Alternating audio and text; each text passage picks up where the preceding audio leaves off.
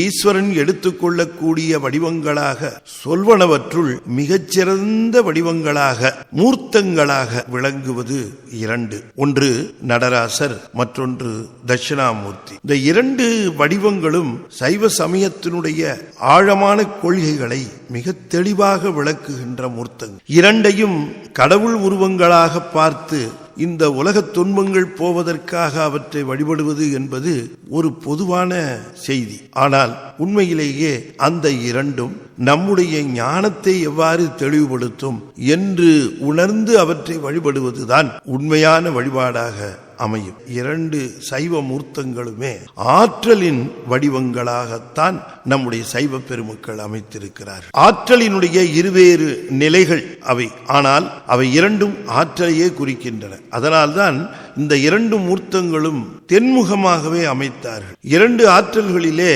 ஒன்று இயங்கும் ஆற்றல், மற்றது நிலைத்த ஆற்றல். விஞ்ஞானத்திலே இந்த இரண்டு ஆற்றல்களை பற்றித்தான் பேசுகிறார்கள். தட்சிணாமூர்த்தி என்பது பொட்டன்ஷியல் எனர்ஜியாகவும், நடராசர் என்பது கினட்டிக் எனர்ஜியாகவுமே அவர்கள் அமைத்து காட்டி இருக்கிறார்கள். இந்த இரண்டு உருவ வடிவங்களும் அல்லது திருமூர்த்தங்களும் எல்லா கோயில்களிலுமே நாம் தரிசிக்கலாம். அவை எல்லா கோயில்களிலுமே வைத்திருக்கக்கூடிய அடிப்படை காரணம், சதாசிவ மூர்த்தமாக இருக்கக்கூடிய மூலவர் இரண்டு ஆற்றல்களாக இங்கே இயங்கிக் கொண்டிருக்கிறார் என்று தெளிவுபடுத்துவதற்காகத்தான் திருக்கோயில்களிலே மூலவராக சதாசிவலிங்கமும் சுற்றுப்பிரகாரத்திலே தென்முகமாக பார்த்தபடி இந்த இரண்டு மூர்த்தங்களும் அமைத்து காட்டியிருக்கிறார்கள். எனவே இந்த இரண்டு நிலைகளும் திருக்கோயில்களிலே அமைத்து கொடுத்திருப்பதற்குரிய அடிப்படை காரணம், ஆற்றல்கள் இரண்டு விதமாக இருக்கின்றன, அவற்றின் மூலப்பொருளாக விளங்குவது சிவம்தான் என்று தெளிவுபடுத்துவதற்காக.